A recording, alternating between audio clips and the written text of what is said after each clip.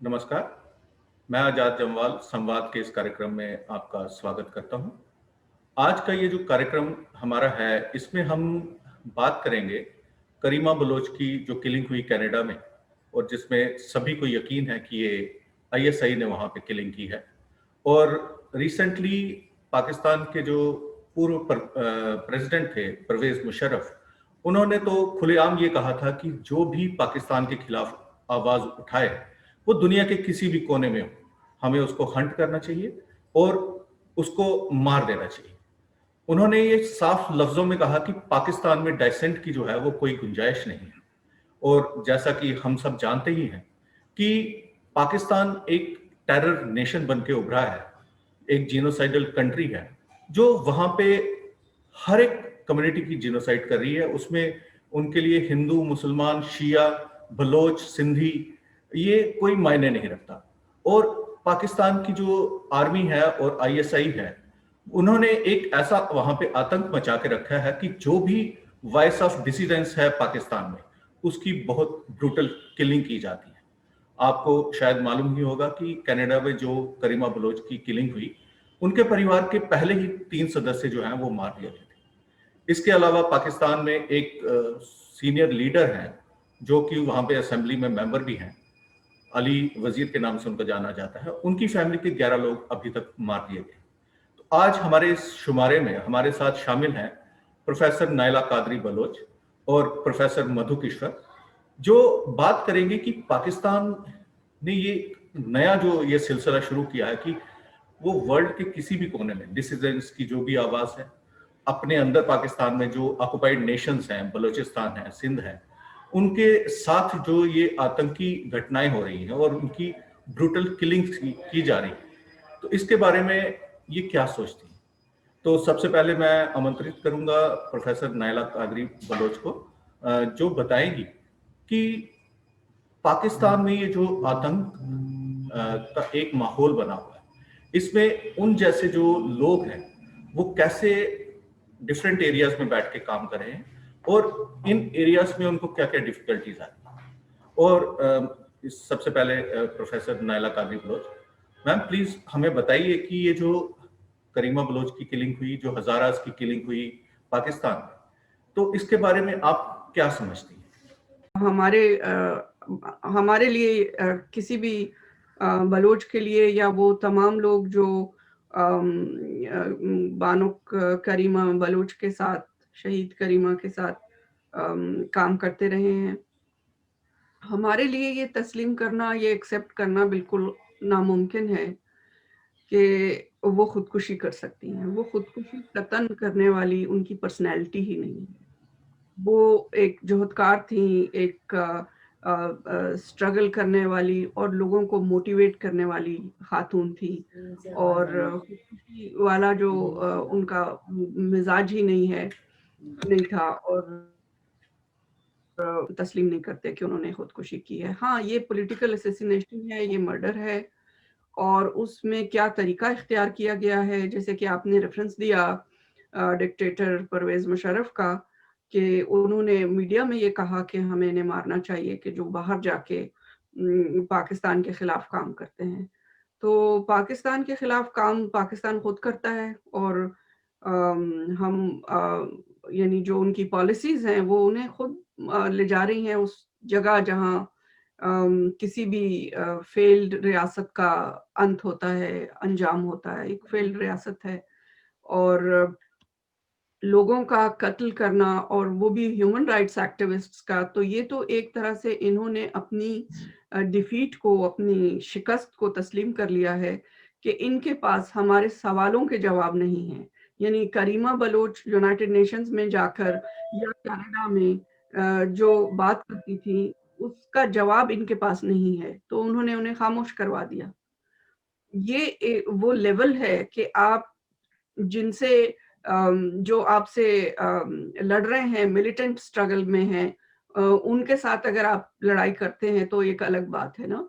हिंदुस्तान से 3 लड़ाइयाँ लड़ी पाकिस्तान ने, 3 दफा हमला किया, हमेशा इनिशिएट पाकिस्तान करता है, और तीनों दफा पाकिस्तान को शिकस्त हुई, डिफीट हुई। कभी भी ये किसी फौज के सामने खड़े नहीं हो सकते। लेकिन जो ह्यूमन राइट्स एक्टिविस्ट हैं, जो निहत्थे लोग हैं, जो घर हैं हमारे, जो हमारी जो महिलाएं हैं, औरतें हैं, बलूच खवातीन हैं, उनको वो घरों में नहीं छोड़ते, वो जाके वहां से उन्हें उठाकर ले जाते हैं और रेप करते हैं। रेप सेंटर्स हैं इनके बाकायदा। हमारी 50,000 से ज्यादा बलोच इस वक्त एनफोर्स डिसअपियर्ड किए हैं पाकिस्तान ने, और उनमें महिलाओं की और बच्चों की भी एक बहुत बड़ी तादाद है। तो करीमा का जो दोष है या गुनाह है वो यही है कि उसने पाकिस्तान की जो रोग स्टेट है, जो पाकिस्तान की फेल्ड स्टेट है, जो पाकिस्तान एक कॉरपोरेट मिलिट्री के हाथों में जो हाईजैक्ट है अपने पहले दिन से, और उस मिलिट्री की जो डिक्टेटरशिप है और जो करप्शन है इनके जर्नैलों की, उसके खिलाफ जो भी बात करे। करीमा की एक और बात भी थी, अगर आप लोग नोट करें, कि उनकी एक आपने प्रेजेंटेशन देखी होगी मीडिया में, कि जो उन्होंने कनाडा की गवर्नमेंट को क्रिटिसाइज किया था कि आप पाकिस्तान के जो मिलिट्री है, रिटायर्ड मिलिट्री ऑफिशियल्स हैं और हाई रैंक के, उनको यहाँ पर जो आप सिटीजनशिप देते हैं या उनको यहाँ पे आप जगह देते हैं, ये जो है ये इंसानियत के खिलाफ है, क्योंकि इन्होंने जेनोसाइड किए हुए हैं, ये वॉर क्रिमिनल्स हैं। इन्होंने ह्यूमन जो वैल्यूज हैं उनकी बहुत पामाली की हुई है। बांग्लादेश का जेनोसाइड है, बलूचिस्तान में जेनोसाइड हो रहा है। इसके अलावा जो ये आतंक फैलाते हैं, अफगानिस्तान में जो इन्होंने जेनोसाइड किया है लोगों का, तो ये, और ये जो है अपनी करप्शन के जो पैसे हैं, जो ये असलहा खरीदते हैं, वेपन्स खरीदते हैं, उसके जो किकबैक्स हैं, उस पैसे को ये लाकर बाहर के मुल्कों में इन्वेस्ट करते हैं। तो कनाडा को इनका ये पैसा जो है, इट इज ब्लड मनी, इसको नहीं एक्सेप्ट करना चाहिए और इनको यहाँ पर सिटीजनशिप नहीं देनी चाहिए। ये उनकी एक प्रेजेंटेशन भी मौजूद है।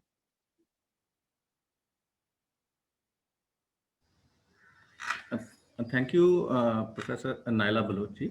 आपने बहुत खूबसूरती से बताया कि पाकिस्तान जो है एक जीनोसाइडल कंट्री बन चुका है, जहां पे आर्मी जो है वो एक फ्रंट लाइन सोर्स बन चुकी है। दुनिया भर में जितनी भी इलीगल एक्टिविटीज होती हैं, चाहे आर्म्स स्मगलिंग है, ह्यूमन राइट्स, ह्यूमन ट्रैफिकिंग है, या आप कहेंगे ड्रग्स की जो है सप्लाई है, तो उसका एक एपिक सेंटर जो है वो पाकिस्तान बन चुका है। और पाकिस्तान की जो आर्मी के लोग कनाडा में आके बसे और उसके खिलाफ करीमा बलोच ने जो आवाज उठाई कि ये जो लोग हैं ये ब्लड मनी को यहाँ पे इन्वेस्ट करते हैं।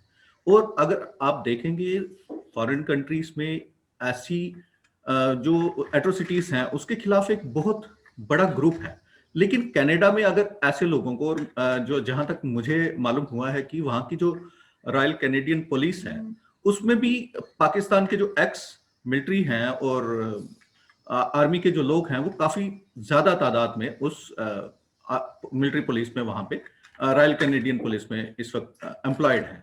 और जैसे ही कनाडा की पुलिस ने पहले ही मरहले में कह दिया कि ये करीमा बलोच की जो शहादत है ये मर्डर नहीं, ये अपेरेंटली सुसाइड है, तो बिना इन्वेस्टिगेशन के ही, बिना पोस्टमार्टम के ही ऐसा कंक्लूजन जो उन्होंने दिया, तो वाकई ये एक बहुत हैरान करने वाली बात है। मेरा दूसरा सवाल है कि ये जो पाकिस्तान में हजारास की किलिंग हुई, जो वहां पे पाकिस्तान की आर्मी के द्वारा रेगुलेटेड एरियाज में रहते हैं, तो क्या ये कोई कोशिश है कि जो इंटरनेशनल लेवल पे करीमा बलोच की शहादत पे जो एक बवाल खड़ा हो गया, तो ये हजारास की किलिंग वहां पे, ताकि इसकी डाइवर्शन जो है वो अब लोग हजारा की किलिंग्स की बात करें, तो हजारा के बारे में आपका क्या क्या बता सकती हैं कि हजारास की इतनी वहां पे बुरी हालत की? जी, ये अब बिल्कुल मैं आपके साथ एग्री करती हूँ कि ये जो हज़ारा जो कान मजदूर हैं, इनमें से 7 के पास पाकिस्तानी सिटीजनशिप है और मेरे ख्याल 3 के पास अफगानी सिटीजनशिप है। और उनकी फैमिली ने ये एप्लीकेशन भी दी है कि हमारी जो बॉडीज हैं उन्हें अफगानिस्तान भेजा जाए बैरियल के लिए। एक्चुअली ये एक बहुत ही अनफॉर्चुनेट और बहुत ही सैड सिचुएशन है, बहुत दुःख की सिचुएशन है कि ये जो पॉलिसी मेकर्स हैं, ये जो ख़ुसूसन आईएसआई है, या जो इनकी पाकिस्तानी मिलिट्री के जो ये ब्रेन है जो बैठ के ये पॉलिसियाँ बनाते हैं, ये बहुत ही डेविलिश इनकी पॉलिसीज़ होती हैं। यहाँ पे कहीं ह्यूमन वैल्यूज़ को कोई जगह नहीं है, इंसान की कोई वो नहीं है। वहाँ इन्होंने जब ये चीज़ देखी कि बलूचिस्तान में ये फूट पड़ा कि लोग सड़कों पर आ गए, औरतें और बच्चे इतनी सर्दी में माइनस टेम्परेचर है और लोग सड़कों पर आ गए, और करीमा बलोच की मर्डर के खिलाफ उन्होंने अपना एक-एक शहर में, बलूचिस्तान के एक-एक शहर में जो है ये फूट पड़े प्रोटेस्ट, लेकिन बहुत पीसफुल। और इसके साथ-साथ दुनिया में भी जितने बाहर के यूरोप में, अमेरिका में और कनाडा में भी ये प्रोटेस्ट शुरू हो गए। तो मीडिया में ये चीज़ आने लगी और पाकिस्तान की जो गवर्नमेंट है उसकी क्रेडिबिलिटी पे और खुद कैनेडियन गवर्नमेंट की क्रेडिबिलिटी पे बात उठने लगी, सवाल उठने लगे। तो इनको ये एक ये मिला के बलूच, और इसके साथ-साथ ये देखें कि जिस वक़्त करीमा की शहादत हुई, उसी दौरान में इन्होंने बहुत बड़ा मिलिट्री ऑपरेशन किया बलूचिस्तान में, जिसमें 30 से ज़्यादा लोग जो है वो शहीद हुए, और सैकड़ों लोगों को, जिनकी पूरी हमें नंबर्स का पता नहीं है, लेकिन एक-एक जगहों पे जहाँ इन्होंने पूरे के पूरे गाँव, एक गाँव है मेही उसका नाम है, मशके के इलाके में है, वो डॉक्टर अला नज़र बलोच का गाँव है, वहाँ पे वो नहीं रहते, लेकिन इन्होंने वो पूरा गाँव बिल्डोज़ कर दिया है। इस तरह से इन्होंने कई जो फॉरेस्ट हैं, उनको आग लगा दी है, और खजूर के बागात हैं, उनको आग लगा दी है। बहुत से ऐसे, ये एक इसी मैं आपको पिछले 15 दिन की बात बता रही हूँ। वैसे तो ये हमारे साथ किए चले जा रहे हैं, लेकिन सिर्फ़ पिछले 15 दिन में इन्होंने ये इतनी बड़ी-बड़ी कार्रवाइयाँ बलूचों के खिलाफ की हैं, और वो सारी कार्रवाइयों पर बात करने को, या उसको फैलाने, या उसको मीडिया में लाने के लिए ये नहीं छोड़ते। वहाँ पे अम, मुकम्मल ब्लैकआउट है मीडिया का, और ये सब चीज़ों को छुपाने के लिए, कवर करने के लिए इन्होंने ये जो 11 मज़दूर थे बेचारे, उनका मर्डर कर दिया, और इस इतने ज़ालिमाना तरीके से, जो ख़ास इनका तरीका है दाइश का, आईएसआईएस का। ये बलूचिस्तान में इन्होंने बाकायदा दाइश के कैंप्स हैं, और उन कैंप्स को पाकिस्तान की जो मिलिट्री है उसकी प्रोटेक्शन है। पाकिस्तान की मिलिट्री यहाँ पे दाइश के कैंपों को लश्कर-ए-खुरासान और ऐसे उन्होंने लोकल नाम भी उनके रखे हुए हैं। ये सिविल डेथ स्क्वाड्स इन्होंने बनाए हुए हैं, और ये जहाँ भी जाते हैं, इनकी टारगेट इनको भी पाकिस्तान की सीक्रेट एजेंसीज़ देती हैं, और ये जब जो भी एक्शंस करते हैं, फिर ये वापस उनकी ही एक्शन में जो चले जाते प्रोटेक्टेड एरियाज़ हैं, उनमें वापस चले जाते हैं। मच का जो इलाका है जहाँ पे ये कोल माइन है, जहाँ पे ये इन्होंने मर्डर किए हैं, उस इलाके में मिलिट्री ऑपरेशन हो रहा है, एरियल।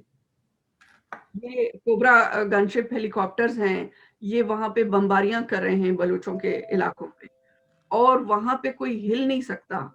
मिलिट्री की के ऐसे जो कॉर्डन किए हुए हैं वो सारे इलाके, आप वहाँ से निकल नहीं सकते, वहाँ जा नहीं सकते। सिवाय मिलिट्री के कोई और वहाँ जा ही नहीं सकता कि ये सारा एक्शन करे। तो ये हज़ारा जो कम्युनिटी है, उन्हें खुद भी पता है इस बात का, और उनकी लीडरशिप ने इस बात को, जो इनके प्रोटेस्ट हुए हैं उसमें बाकायदा कहा है कि ये पाकिस्तान की रियासत हमारे साथ कर रही है, ये पाकिस्तान स्टेट कर रही है हमारे साथ, और ये हमें बलि का बकरा बना रहे हैं। बलूचिस्तान के इश्यू को दबाने के लिए, बलूचिस्तान के का जो मसला है, उससे लोगों की नज़रें हटाने के लिए ये हमारा मर्डर कर रहे हैं।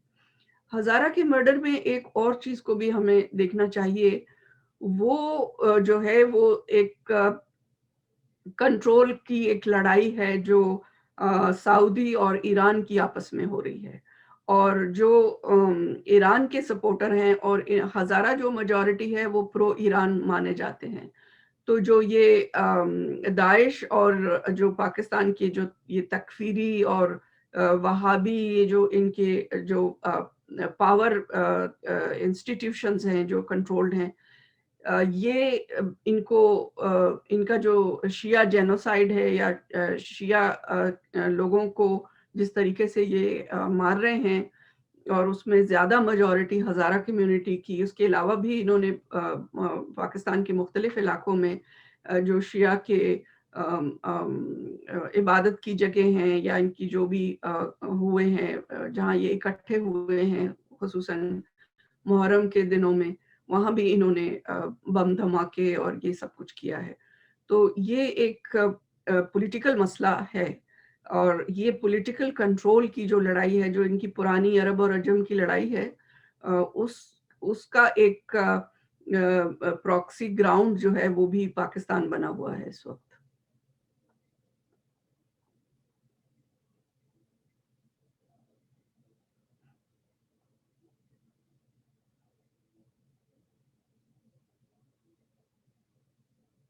आवाज नहीं आ रही आपकी। मेरी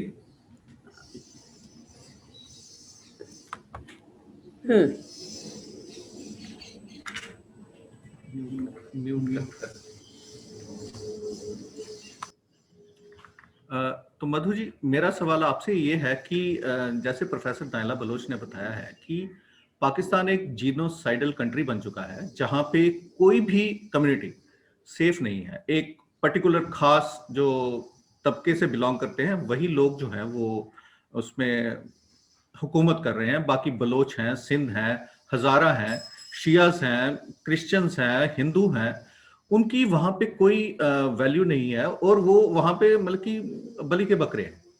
तो ये जो पाकिस्तान में एक खास आजकल मुहिम चल रही है कि जो मतलब कि गैर मुस्लिम औरतें हैं, लड़कियां हैं, उनको अगवा किया जा रहा है, चाहे वो क्रिश्चियन हो, हिंदू हो, और उनको जबरदस्ती कन्वर्ट किया जा रहा है। तो आप क्या समझती हैं कि ये जो वहां पे चल रहा है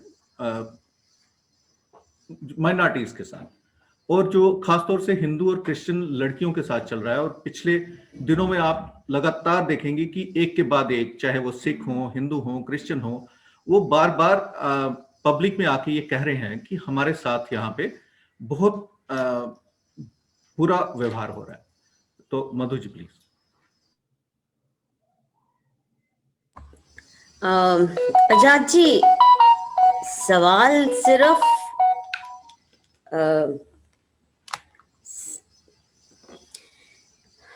सवाल सिर्फ माइनॉरिटीज का नहीं है। मुझे लगता है कि हमें पाकिस्तान को समझने के लिए इसका जो फाउंडिंग ईयर्स का इतिहास है, let's not forget they waded through blood and genocide to create Pakistan.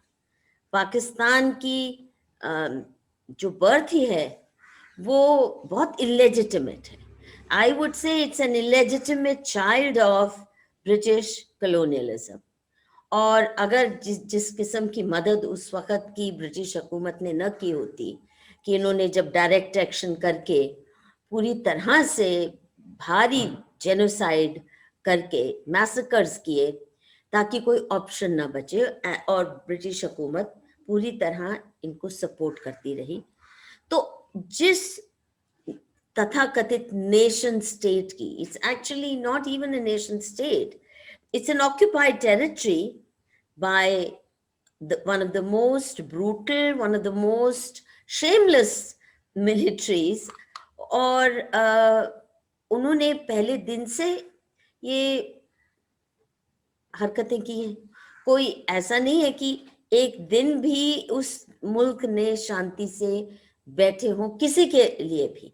पहले दिन से शिया सुन्नी का इनका झगड़ा, पहले दिन से बांग्लादेशियों को, वो भी मुसलमान थे।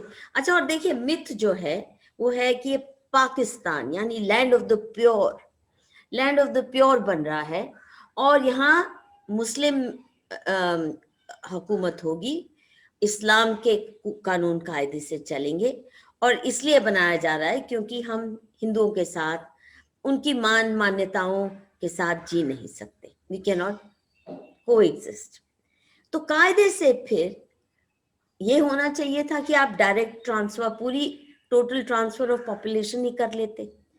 हमारे लीडर्स ने भी ये गलती की कि चलिए हमें पाकिस्तान चाहिए, हम सारे मुसलमान यहाँ से ले जाते हैं, उनके लिए ये पाक बन जाएगा, पाक लैंड बन जाएगा, और आप सारे हिंदू ले जाइए ताकि सुरक्षित अपने ठिकाने पे पहुंच जाए। ऐसा नहीं होने दिया, वहां कत्लेआम किया। और यहाँ हमारे लीडर्स ने कहा कि हम पाकिस्तान के आइडिया को ही नहीं स्वीकार करते, इसलिए हम यहाँ से मुसलमानों को नहीं भेजना चाहते। तो वो जो मेसी पार्टीशन हुआ, और पार्टीशन भी ऐसा जिसका एक घर का जो आंगन है वो है हिंदुस्तान में, पिछवाड़ा उसका पाकिस्तान में। ये बॉर्डर इतना मेसी था, किसी ने दिल्ली में बैठ के लाइन कर दी। चलिए आपने हिंदुओं को निकाल दिया, उसके बाद तो शांति से बैठ जाइए, वहां आप नाम के वास्ते रह गए हिंदू। पर देखिए जो सारा माइंडसेट ही है कि मर्डर में हम मैसेकर के माध्यम से अपना मिशन गजवाए हिंद आपने अकम्प्लिश करना है।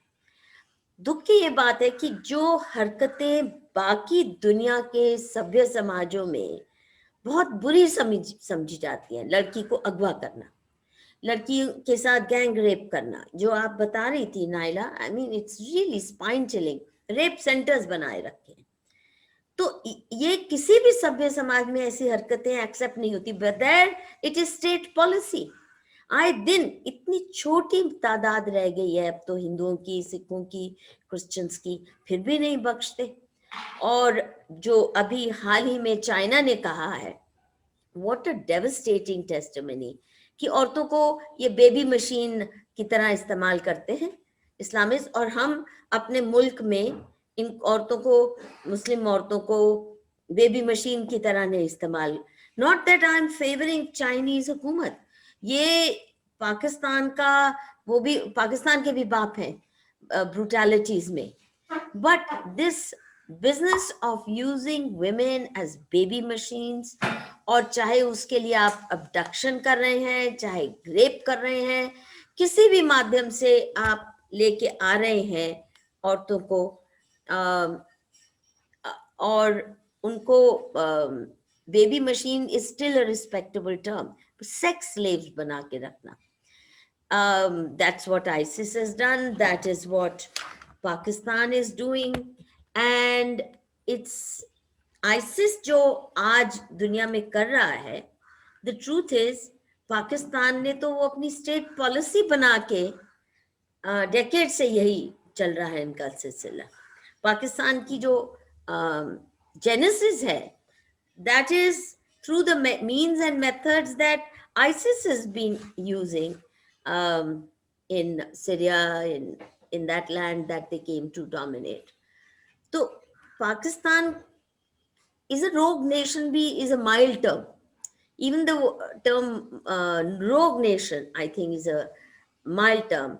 और मुझे इस बात से दुख है कि जितनी सपोर्ट भारत की हुकूमत को देनी चाहिए इस वक्त बलोचियों को, वो पर्याप्त नहीं मिल रही। और इसलिए मुझे खुशी है कि आप ये इंटरव्यू कर रहे हैं, और बाकी आज एक नया इंटरेस्ट है बलोचिस्तान के बारे में। ज्यादातर तो पहले पता ही नहीं था कि बलोच होती क्या चीज है, ये क्या एरिया है पाकिस्तान के साथ, इस रिश्ता क्या है। सोशल मीडिया की वजह से कम लोगों को पता चल रहा है कि पाकिस्तान का कितना भयंकर चेहरा वहां पे अपने ही लोगों के साथ, ये तो फेलो रिलीजनिस्ट हैं, सब इस्लाम को कबूल किए हैं, फिर भी आप ये हाल कर रहे हैं, तो किसके सगे हैं, मुझे ये नहीं समझ आती। नाइला जी आप बताएंगे कि किसके सगे हैं ये पाकिस्तान की जो हुकूमत है, किसको पसंद करते हैं? सिर्फ एक के सगे हैं और उसको कहते हैं डॉलर। डॉलर के अलावा ये किसी के सगे नहीं। ये डॉलर के लिए कुछ भी बेच सकते हैं, ये डॉलर के लिए कुछ भी कर सकते हैं। इनकी जो इनका गोल ऑफ लाइफ है वो सिर्फ जमा करना है, और इसके लिए वो यानी जब कहता है कोई कि आप इनके अपने लोगों को मार रहे हैं, हम इनके अपने लोग नहीं हैं। असल में ये अच्छे से जानते हैं कि हम इनके अपने लोग नहीं हैं। ये जो मिसाइल बनाते हैं या ये जो असलहा जमा करते हैं, जो ये न्यूक्लियराइजेशन इन्होंने की, ये सब भारत को सिर्फ दिखाते हैं, भारत को दिखाते हैं, भारत को डराने की कोशिश करते हैं, लेकिन चलाते हम पे हैं। बट उनके जो नायला जी, आप कह रहे हैं कि हम इनके अपने लोग नहीं हैं, वो तो साफ जाहिर हो रहा है जो हरकतें आप लोगों के साथ कर रहे हैं। एंड माइंड यू, जहां पे हिंदुस्तान के अंदर भी मिनी पाकिस्तान आईएसआई ने बनवाए हैं, यही हरकतें हो रही है वहां पे भी। जहां भी ISI backed mini Pakistan Hindustan में बने हैं, वहां यही माहौल पैदा कर रहे हैं। व्हाट आई वांट टू से इज, जो आइडिया था पाकिस्तान का, it was meant to be a land of the pure, यानी प्योर मुस्लिम, जो हिंदुओं के साथ रह के जो करप्शन हो जाती है, थोड़ा कल्चरल लेन देन हो जाता है, वो नहीं होना चाहिए, प्योरेस्ट फॉर्म ऑफ इस्लाम होना चाहिए। तो आइडियोलॉजी तो यही थी ना कि मुस्लिम होमलैंड होगा, ये तो नहीं था कि पंजाबी मुस्लिम मिलिट्री डोमिनेटेड होमलैंड होगा। तो इनको अपनी आइडियोलॉजी, अपने फाउंडिंग प्रिंसिपल्स भी नहीं, उसकी भी कदर नहीं है। अब देखें, ये जो इनका कोई इसमें सारा कंफ्यूजन है। पहले दिन से आप देखिए, इनकी कोई आइडियोलॉजी नहीं है। पहले ये कहते रहे कि हम हिंदुस्तान के अंदर, यानी जिन्ना खुद ये कहता रहा कि हम हिंदुस्तान के अंदर मुसलमानों के लिए वो चाहते हैं, जगह चाहते हैं। यानी हिंदुस्तान को हिंदू और मुस्लिम के नाम से जो बांटने की कोशिश की, वो तो ब्रिटिश की कोशिश थी। जिन्ना जैसे लोग तो उनके पेरोल पे थे। जिन्ना खुद कितना मुसलमान था, आपको सबको पता है अच्छे से। तो वो एक तरह से उनके पेरोल पे होके जैसे ये फैलाने की कोशिश कर रहे थे कि हिंदुस्तान का ऐसा बंटवारा करके ब्रिटिश यहाँ से निकले, और यही उन्होंने अफ्रीका में किया, और यही उन्होंने जहां भी इनकी कॉलोनीज थी, वो वहां से इस तरह से निकले हैं कि वो 100 साल तक लड़ते रहे आपस में। ये वैसे लकीरें बना के इन्होंने सब काटा है। तो आप अगर मिडिल ईस्ट को देखें, आप अफ्रीका को देखें, आप साउथ एशिया को देखें, ये सबको इस तरीके से काटा और बांटा गया है कि हम लोग आपस में एक दूसरे को ना माने, और हम एक दूसरे के जो है खून के प्यासे रहें, और इसका जो जो बेनिफिट है, जो फायदा है, वो उनको पहुंचे जो जिन्होंने अब हमें अपने कॉलोनाइजेशन से तो हम लड़ लिए, हमने डायरेक्ट उनको निकाल दिया कॉलोनाइजर्स को, लेकिन अब न्यू कॉलोनाइजेशन का हम हिस्सा हैं। हमको वो अपने पिट्ठुओं के जरिए, अपने पपेट्स के जरिए वो अब भी हम पे राज कर रहे हैं। और जो इस तरह से इस वक्त सिचुएशन इन्होंने बनाई है, तो ये इसमें नाम प्योर का है। इस्लाम में कोई प्योरिटी नहीं है, प्योरिटी का कोई तस्वर ऐसा नहीं है।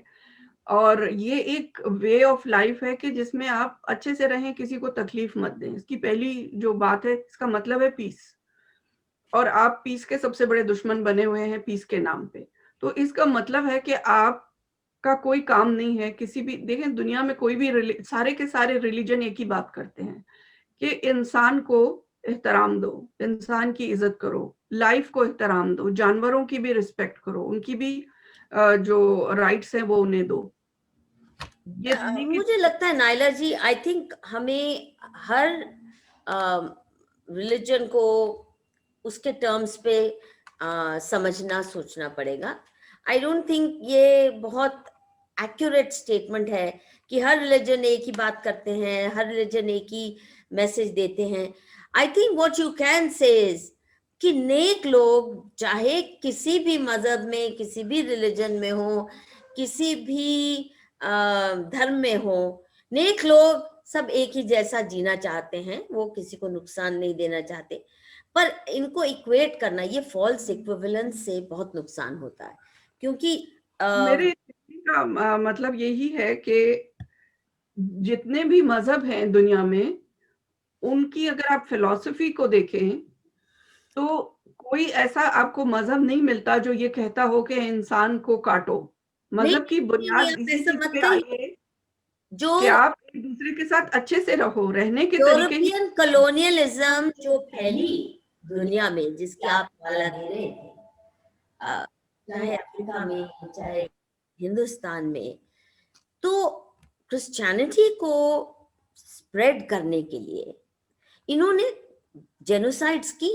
अमेरिका में भी जेनोसाइड्स हुई, जो पुराने, हाँ, ऑस्ट्रेलिया में, सारे जगह जहां भी गए हैं नॉर्थ अमेरिका में क्रिश्चियनिटी को। और इसीलिए साउथ अफ्रीका के जो एक लीडिंग बिशप थे, नहीं कोई लीड मुझे याद नहीं आ रहा, उन्होंने कहा ना कि जब ये आए, एक हाथ में इनके बाइबल थी और दूसरे हाथ में एम्युनिशन, और हमें कहा कि ये बाइबल पर आंख बंद करो और बाइबल पकड़ो और याद करो यीशु मसीह को। हमने पकड़ी, जब खोला, नहीं, जब वो आए तो हमारे पास लैंड थी, इनके पास बाइबल्स थी। इन्होंने हमें बाइबल्स थमाई और कहा कि आप प्रे करो, आंख मूंदो। हम जब आंखें खोली तो लैंड इनके पास था, बाइबल हमारे पास रह गई। That is the history of European colonialism. इन्होंने, और इसलिए मुझे कोई कहे कि क्रिश्चियनिटी और सनातन धर्म एक है, आई एम सॉरी, मेरा तो खून खौलता है, क्योंकि जहां भी ये रहते हैं जीना हराम कर देते हैं औरों का, जब तक आप कन्वर्ट नहीं होते। ये जो कन्वर्जन की माइंडसेट है, द मोमेंट, हाँ, नहीं डाइवर्ट तो हो रहे हैं। The reason I am saying is कि जो भी कन्वर्जन का, फोर्स कन्वर्जन का जो सिलसिला जहां है, वहां आप शांति से रह नहीं सकते। So let's close this topic and let's come to the real issue, Pakistan. कि अपने तथाकथित अपने ही सब मुसलमान तो एक होने चाहिए ना, ये किसी से भी अपना क्यों नहीं बनाते? मधु जी, प्रोफेसर साहिबा, बात यही वही है कि मजहब है क्या और मजहब को इस्तेमाल किस लिए किया जा रहा है। कोई भी मजहब ये नहीं कहता, और जब मैं ये नहीं कहती कि सनातन और क्रिश्चियनिटी एक है या इस्लाम और क्रिश्चियनिटी एक है, लेकिन बात यही है कि रिलीजन ये कहते हैं कि आप लोगों की का एहतराम करें, राइट्स की डिवीजन है सारे रिलीजन्स में। लेकिन ये लोग जब किसी को बाइबल हो या कुरान हो या कोई और भी चीज हो, उसको जब आप इस्तेमाल करते हैं लोगों को कंट्रोल करने के लिए, लोगों के रिसोर्सेज की लूट मार के लिए, तो वहां पर उसका जो इस्तेमाल है हम उससे लड़ सकते हैं। देखें, रिलीजन तो जिसका भी है वो हम सबका एहतराम करते हैं, we respect all the religions, लेकिन हमारी जो लड़ाई है वो इसके इस्तेमाल से ज्यादा है कि आप इसको बुनियाद बनाते हैं कि आपने एक हिंदू लड़की, अब एक डॉक्टर है, मेडिकल की स्टूडेंट है, उसको आप कन्वर्ट करने की कोशिश करते हैं, वो नहीं होती तो उसकी बॉडी मिलती है हॉस्टल में, उसके कमरे में कराची में, और वो लड़की ब्रिलियंट स्टूडेंट है और उसकी रेप की हुई बॉडी जब मिलती है तो वो एक तरह से ये इशारा है कि या कन्वर्ट हो जाओ या मारे जाओ। अब जो कन्वर्ट करना तो निहित है ना कुछ रिलीजन्स में। जो रिलीजन्स सोचते हैं कि दुनिया को कन्वर्ट किए बगैर उनका खुदा अल्लाह खुशी नहीं हो सकता। नहीं, ऐसा कुछ भी नहीं है। देखिए, ये रिलीजन का मसला ही नहीं है, ये देखिए कंट्रोल का मसला है। कंट्रोल करने के लिए आप देखें, किसी की बेटी को आप उठा के ले जाओ और उसको अपने घर में रख लो और उसका सेक्सुअल अब्यूज भी करो और उसको बेबी मशीन भी बनाओ और सब कुछ, और आपके पास जवाब क्या है? मैंने उसको कन्वर्ट कर लिया है। तो ये आपने यूज किया धर्म का आपको कोई राइट नहीं है। और ये जो इस चीज को आप देखें कि जो बलूच महिलाएं हैं या जो वो तो सब मुस्लिम हैं। बिल्कुल। ये जो कन्वर्टेड पाकिस्तानी पंजाबी जो इस वक्त रूल कर रहे हैं, ये तो बहुत बाद में कन्वर्ट हुए। तो बलोच तो बहुत पहले से मुसलमान हैं इनसे। लेकिन बलोच का जब जेनोसाइड करते हैं तब हमें क्या कहते हैं? तुम हिंदुस्तान के एजेंट हो, तुम रॉ के एजेंट हो। और जिस कुरान का नाम लेके ये हिंदू बच्चियों को कन्वर्ट करते हैं, क्रिश्चियन बच्चियों को कन्वर्ट करते हैं, उनको रेप करते हैं, उसी कुरान को बलूचिस्तान में ये आग लगाते हैं। जब ये हमारे घर जलाते हैं तो उसमें कुरान भी जलता है। बिल्कुल। तो इनका ये जो कहना कि जी सब मुस्लिम इकट्ठे हों तो प्योरिटी होगी, ये खुद एक कंफ्यूज्ड बात है। प्योरिटी वहां होती है, प्योरिटी तो होती ही नहीं है। प्योरिटी सिर्फ यानी एक इंसान कैसे प्योर हो सकते हैं? इंसान में हमें तो प्योरिटी की जरूरत नहीं है, हमें तो प्लूरलिटी की जरूरत है, हमें तो प्लूरलिज्म की जरूरत है। हम तो चाहते हैं कि जैसे भी हो सबके सब, जैसे बाग में प्लूरलिज्म होता है फूलों में, वहां ये नहीं होता कि सारे फूल एक ही रंग के होंगे। तो वैसे ही इंसान भी सारे मुख्तलिफ धर्म और मुख्तलिफ नस्ल और मुख्तलिफ जबान, वो सब बोलने के बावजूद एक दूसरे को प्यार से और एहतराम से और एक दूसरे के राइट्स का ख्याल करते हुए जी सकते हैं।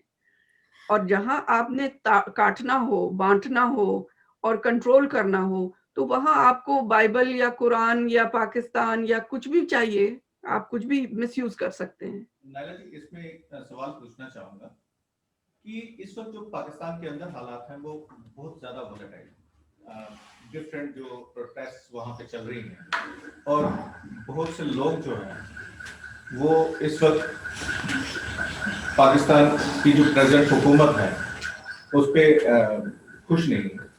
तो आपको कैसे लगता है कि इमरान खान और आर्मी इस वक्त की पाकिस्तान की सिचुएशन को कैसे हैंडल कर रहा है? देखिए, ये पाकिस्तान को और इमरान खान की और पाकिस्तान के किसी भी सिविल जो प्राइम मिनिस्टर्स हैं, मधु जी इसको समझती हैं चीज को, ये सिर्फ एक मास्क है आर्मी का, जिसको ये जो पार्लियामेंट है, पार्लियामेंट में कोई शख्स इलेक्ट नहीं हो सकता क्योंकि हर पोलिंग स्टेशन पे आर्मी खड़ी होती है।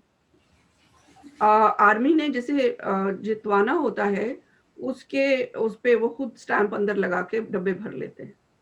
पाकिस्तान में इलेक्शन तो कोई नहीं होता, ये शैम डेमोक्रेसी। अच्छा, आप हिंदुस्तान से उम्मीद क्या करते हैं? What would you like ideally India to do, Indian people to do and Indian government to do? I know that Kareena Baloch का एक लास्ट जो मैसेज था अपीलिंग टू नरेंद्र मोदी कि मैंने तुमको राखी भी भेजी, I deserve your protection as a sister. What are your expectations in concrete terms? What is it that we can do to be of support? Apart from आपका message पहुंचाते रहें, जब भी कुछ आपके साथ ज्यादती हो तो हिंदुस्तान के आवाम में इसकी जागृति फैले, इसके अलावा आप बताइए क्या कर सकते हैं? कुछ भी मत करें। करीमा की शहीद होने के बाद हिंदुस्तान की हुकूमत से हमें कोई उम्मीद नहीं है। हिंदुस्तान की रियासत, हिंदुस्तान की जो गवर्नमेंट है, वो इस वक्त अपने आंखें और कान बंद करके बैठी है और इनको कुछ भी नजर नहीं आ रहा, इनको इनकी रिस्पॉन्सिबिलिटीज का कोई एहसास नहीं है। हमें हिंदुस्तान की हुकूमत भी नहीं चाहिए। खुश रहो। करीमा के शहीद होने के बाद बांग्लादेश में लोगों ने प्रोटेस्ट किए, मगर हिंदुस्तान में हमने नहीं देखा कोई प्रोटेस्ट।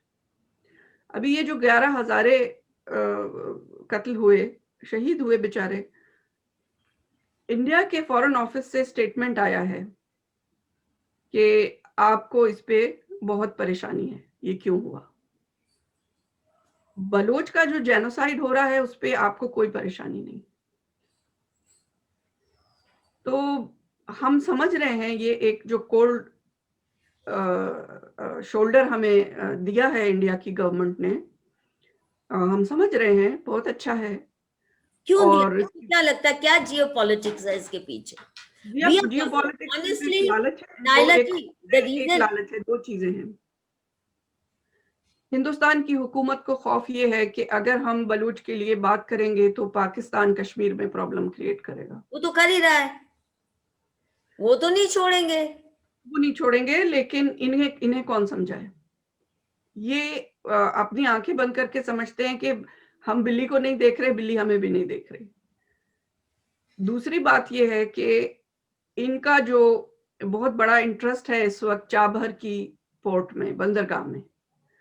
चाबहार पोर्ट भी बलोच का पोर्ट है, बिल्कुल वैसे ही जैसे ग्वादर बलोच का पोर्ट है।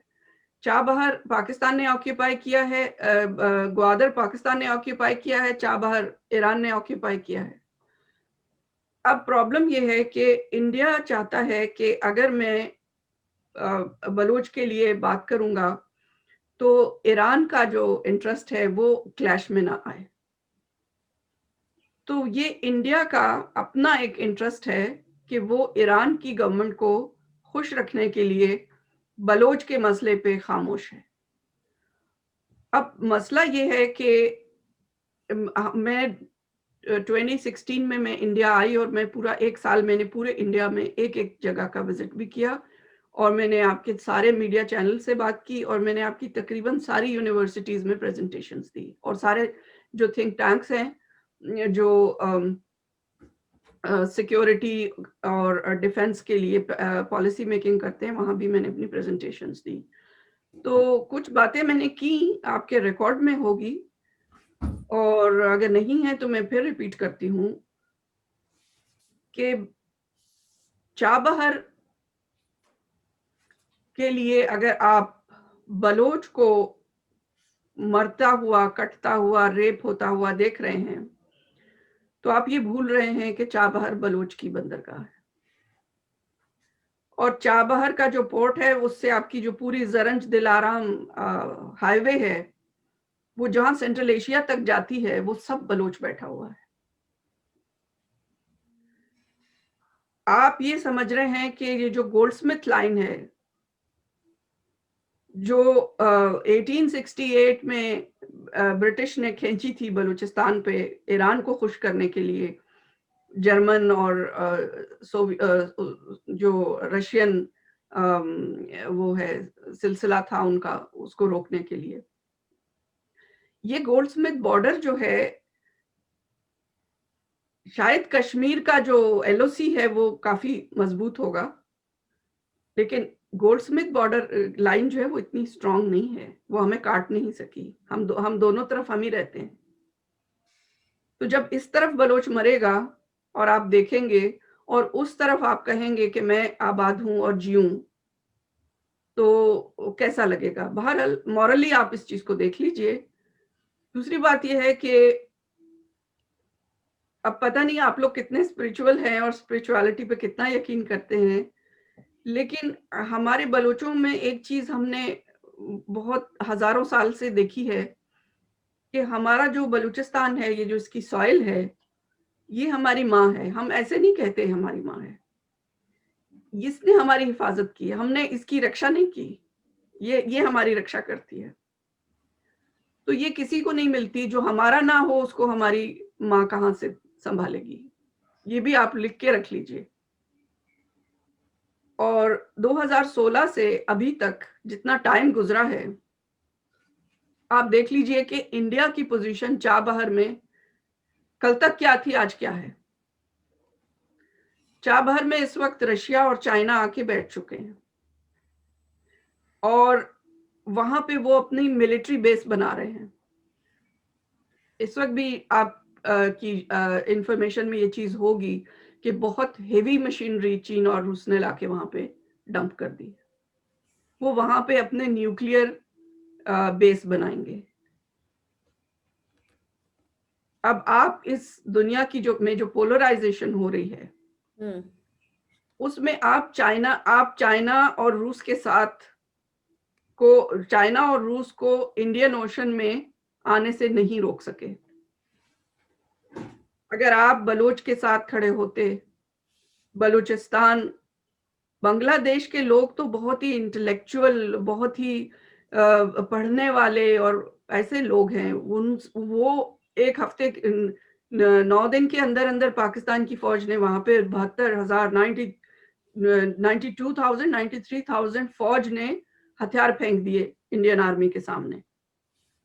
बलोच तो एक मिलिटेंट है, मुल्क है, एक मिलिटेंट मार्शल रेस है। हमारे सामने तो पाकिस्तान की जो बलोच आर्मी है उसके सामने तो पाकिस्तान की आर्मी आज तक नहीं टिक सकी।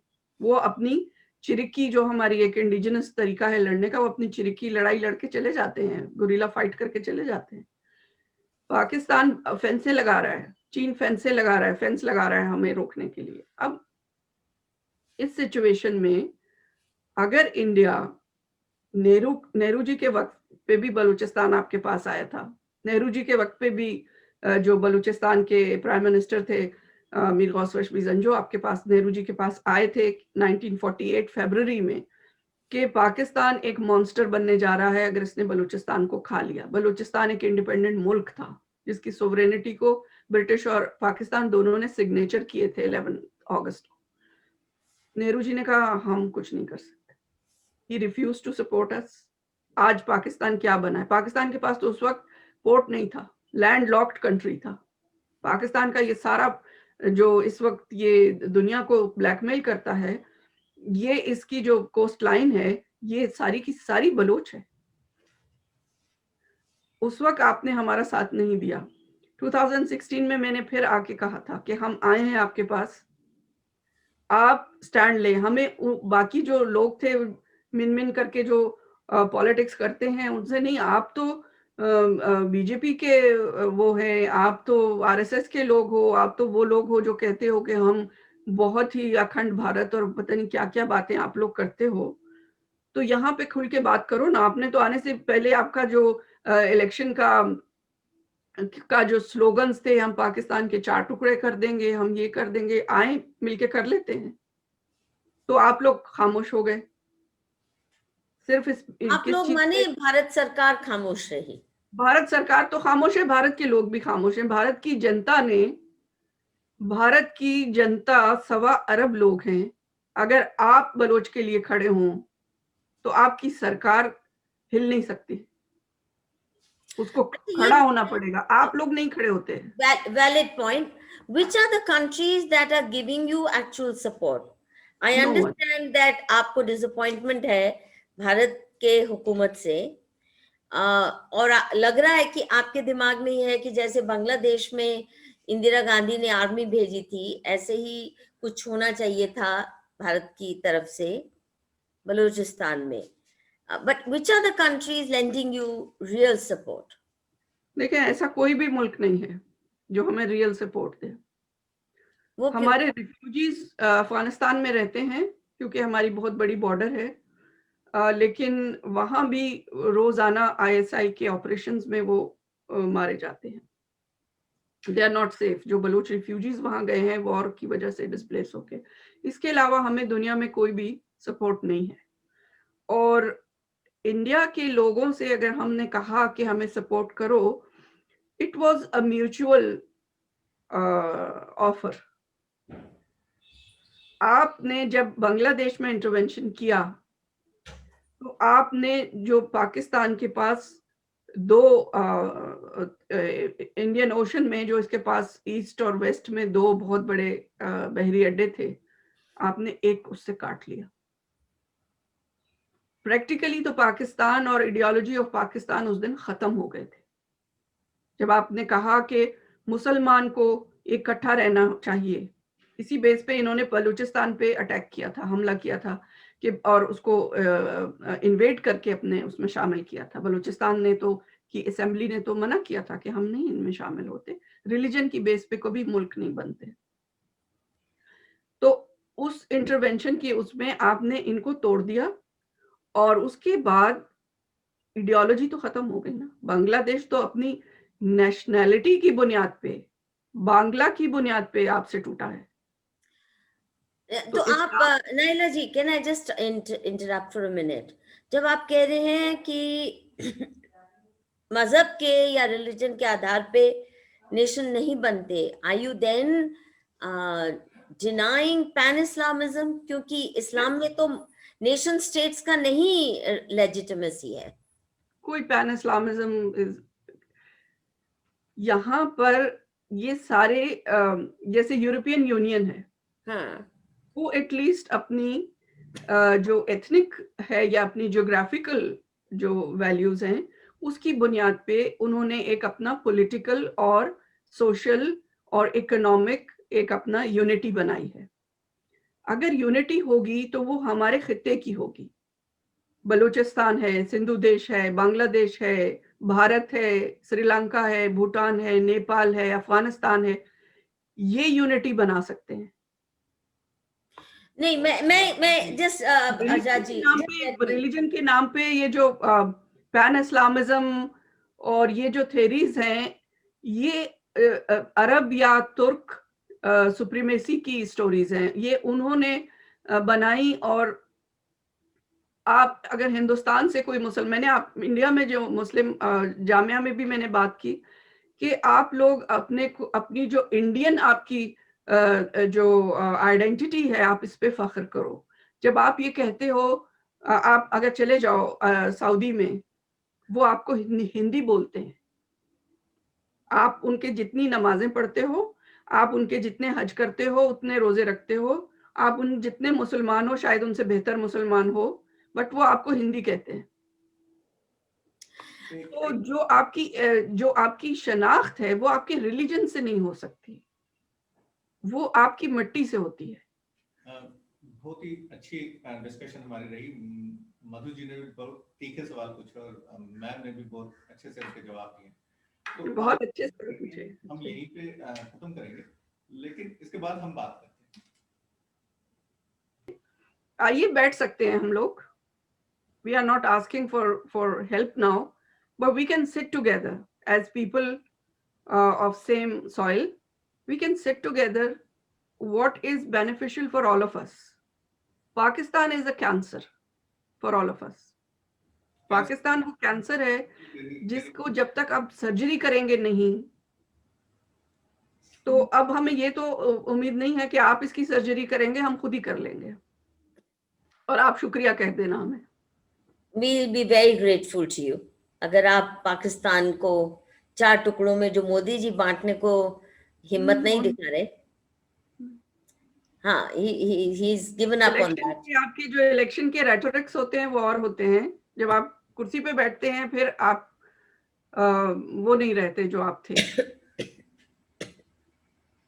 तो और फिर ये कि एक हमारे कोई दोस्त है, उन्होंने एक बात की कि उन्होंने कहा कि कोई थ्योरी है कि दिल्ली में जो भी बैठता है वो गलत फैसले करता है, तो ये दिल्ली से निकालें, कहीं और बिठाएं कि इनसे कोई सही फैसले हों जिसमें। अब मुझे यहाँ इंडिया आके रॉ के एक हेड थे, उन्होंने मुझे एक बात बताई। आप ऐसा ना कहें प्रोफेसर नायला कि आप दोबारा से इंडिया नहीं आएंगे। हम चाहेंगे कि आप बार बार इंडिया आए, और अगली बार जब इंडिया आए तो आप बलूचिस्तान के पासपोर्ट पे इंडिया में आए। आज का ये हमारा शुमारा यहीं पे खत्म होता है। मैं बहुत बहुत धन्यवाद देता हूँ प्रोफेसर नायला कादरी बलोच का और प्रोफेसर मधु किश्वर का, कि जिन्होंने इस प्रोग्राम को बहुत ही लाइवली बनाया। धन्यवाद।